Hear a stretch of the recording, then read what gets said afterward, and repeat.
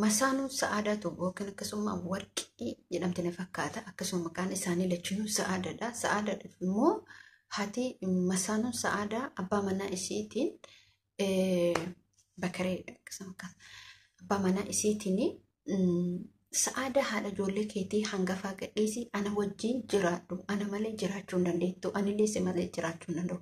Dhugaan hin qal'atti malee hin cittu kan jedhan sun dhugaadha jechuudha. Dhugumatti dubbachuu sa'aadaan dhugaa qabdi. Taayixisii baatee fiichattee wallaahi irraan kaa'annee gaafa durallee bakka seentee qabsiiftee ishi jettee eebbistee jirti. Har'ammootuyyuu dhugaan isii akka baatu. Dubartiin sun akka sa'aadaa hin jaalanne dhugaan ifa baatee. Sa'aadaan biyya gallaan abbaa manaa sa'aadaatiin haadha ijoollee teetii gadhiisii ana qofaatti hafee hin jiru waan akkasii bareediti. Ati nama akkamitti yaadda? Namichi karaa kanarra si oofaa jiru sun immoo namichi sun jireenyuma isaa keessattuu ijoollee Yaman keessa jiran gateegaa jiru keessaa akka tokkodha jechuudha. Akkasuma uummata Filistiin warroonni tiktookii qabdan aappii kana geema kana taphachuudhaan ijoollee Filistiin akka gargaartan asuma jaalalaaf kabajaan isin gaafadha. Assalaamu alaikum warahmatullahi wabarakatuh. Jirjirtuu akkam nagaa keessan fayyaa keessan isin jecha anis nagaa goota alhamdulillah galata rabbii asuma viidiyoo keenya immoo laayik gochuu fi sheer gochuu sabskiraayib gochuu hin dagatina isin jechuu barbaada. Wallahi har'a hedduu takka wantoota ani raasanii qabadhee dhufirraa sa'aadaa tuub akkasuma masaanuu isillee maqaan sa'aadaa jedhamte na fakkaata. Akkasuma warqee jedhamte na fakkaata. Warqee shommoo warqee akkamiyyuu abbaa manaa sa'aadaatiin abbaa ijoollee abbaa mana sa'aadaa haadha manaa kee hangafaa sa'aadaa tuubbaante jechuudha. Haadha manaa kee hangafaa gadi dhiisitii an haallanyeeffadhu ani si qofa addatti barbaada. Si qofa addatti nyaachuu barbaada. Si qofa wajjin jiraachuu barbaada. Haadha ijoollee gadhiisii jettiin jechuudha. Dhugumatti waan nama ajaa'ibu. Dubartiin akkana tuni namaaf akka hin taane anis dubartii akka keetiiti. Isii haadha ijoollee akkamitti gadhiisee si wandalaaxxee wanta akka hin qabne si wajjin jiraata. Kun waan fakkaatu.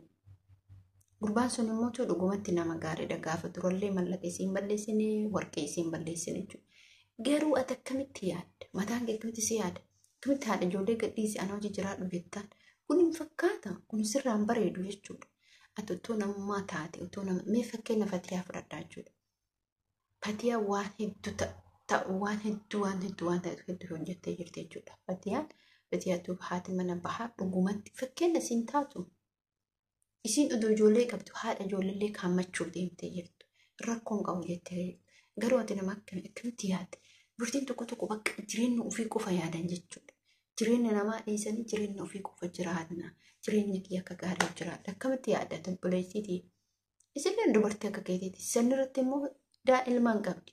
Ilmaan kana inni itti yaada gaafate isa addatti haallanyeeffatte.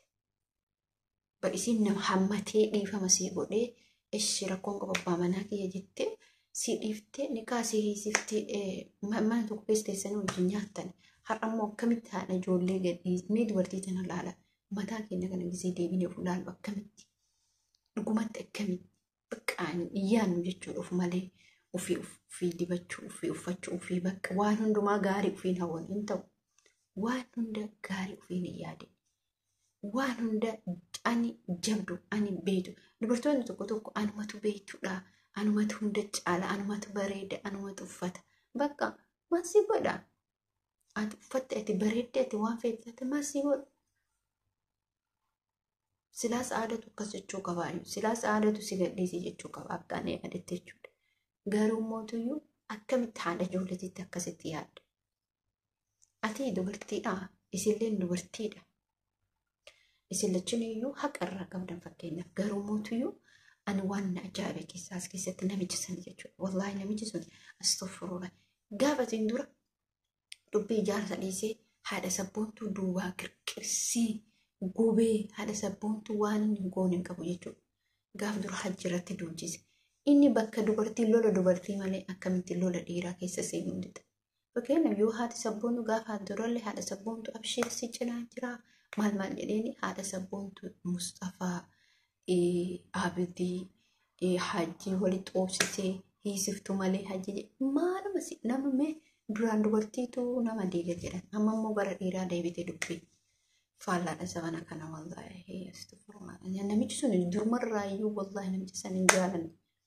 falfala akiraa irraa namni walitti dhiisisa. Ammallee tanallee ijoollee tanallee jechuu walitti godhaa jira. Waliin booressina buleen keessanii jechuu barbaada. Kabira maal isiniin jechuu barbaada hordoftoota kabajamtoota kiyyaa. Uummanni keenya Islaamaa, Amaaraa, Guraagee, Silxii, Walaayitaa, Sidaamaa, Oromoo hin jedhinitti aappii mucattiin Filisxiin aappii buuftee jirti. Aappii san geema san jechuudha. Geema san yoo taphattan galiin isii galu suni galiin sun uummata Filisxiiniif gala jechuudha. Warroonni tiktookii hin qabne tiktookii buufadhaatii tapha san jechuudha. Geema san taphadha. Geema san gaafa taphattan uummata Filisxiin ijoollee Filisxiin akka bira dhaabbattan. Maaliif qarqaarsa isaanii ta'u taphichi mootuyyuu akkuma asirratti argitanitti tapha baay'ee salphaadha jechuudha. Please uummata keenya wallaahi ijoolleen iddoon isaanii akka ajaa'ibaatti irratti geema san taphachaa jiran jechuudha. Akkuma ajaa'ibaatti baay'ee tokko natti maaliif isii waan mucattii waan san geema san buufte sunillee geema san akka taphatamu galiin sun mootuyyuu akka ta'u akka uummata Filisxiiniif galu kan goosiste. Maaliif quuqama ilmaan isaanii achirraa dhumaa jiran ilmaan muslimaati kan dhumaa jiru jechuudha. Ilmaan muslimaan qofti achi keessa hin jiraatu.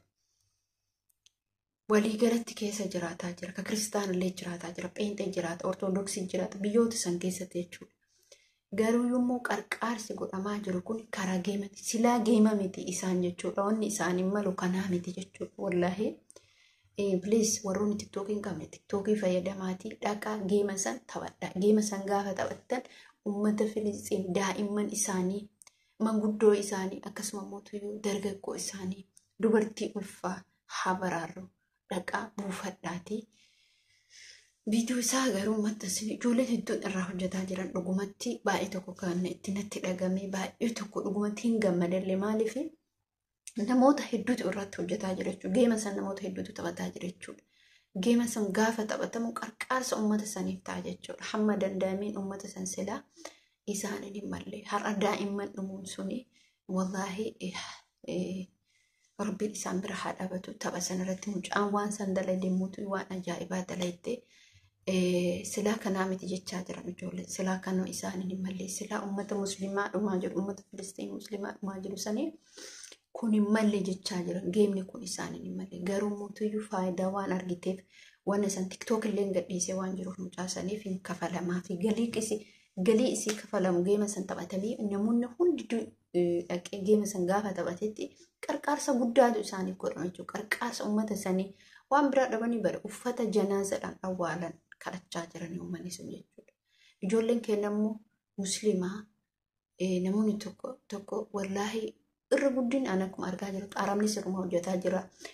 Namni hundi ormaa hojjetaa jira jechuudha. Maaliif qarqaarsa nama sanii gochuu jechuudha. Jabaadhaa uummata keenya uummata kana bira dhaabbachuun waan biraa nuti waan biraan du'aa yoo goonu maaliif kadhumaa jirantu daa'imman jechuudha. Wallaahi utuu afaan arabiffaatiin irraa hojjetame hammuma dandeettame garuu hedduu tokko isinitti boonitti gammade dhugumatti jechuudha. Afaan amaariffaan afaan oromoon afaan ugaandaatiin ta'ee afaanotuma kamiiniyyuu jechuudha. Afaan keeniyaa ta'ee afaanuma kamiinuu sumaalee ta'e afaanuma kamiinuu irraa dubbataa jiran jechuudha. Geemiin sun akka taphatamu geemiin sun akka jabaatamee namoonni geema san taphatanii qarqaarsa uummata kanaa godhanii uummata Filisxiin rabbiin isaan bira haa jiraatu. Asirratti Yaman jechuudha. Uummanni Yaman hedduma takka kan nu gammachiise jechuudha. Akkasumas mootummaa Su'uudillee jechuudha. Mootummoonni biyya Arabaa hedduun isaanii qarqaarsa uummata Filisxiiniif godhaa jiran. Rabbiin isaan bira haa dhaabatu. Rabbiin isaan bira haa dhaabatu. Dhugumatti waan baay'eematti namatti dhagamu uummata kun jechuudha. Uummata miskiina. Uummata dachii isaati irratti dhumaa jiru. Yahudoonni jechuudha. Wallaahi rabbiin isaan bira haa dhaabatu. Ani dhaamsanii qabu karaa kanaan jechuudha. Waa'ee Yaman kaasee ture. Yaman akkuma addunyaatittu akkasuma Yaman deebisee Indoneesiyaa deebisee biyyoonni Arabaa garaagara Yamanii fi Indoneesiyaan haala ajaa'ibaatitti hiriira ba'an jechuudha. Dhugaa dubbachuudhaaf hiriira cimaa baatee Yaman illee jechuudha. Maaliif uummanni kun uummanni Filisxiin kun uummata musliimaatti dhumaa jira kan jedhamu raayii akkasuma Indoneesiyaa illee jechuudha hiriira cimaa baatee miidiyaa Aljazeeraa irratti dubbatame. Namoonni garaagaraatiin dubbisuu dandeettan warroonni afaan Arabiffaa dandeettan inuma namoonni muslima tokko ta'e dandeettii afaan Arabiffaa danda'u irratti hojjedha viidiyoo irratti hojjedha gadi dhiisaa jechuudha. Maaliif akka bittinnaa'uuf jechuudha.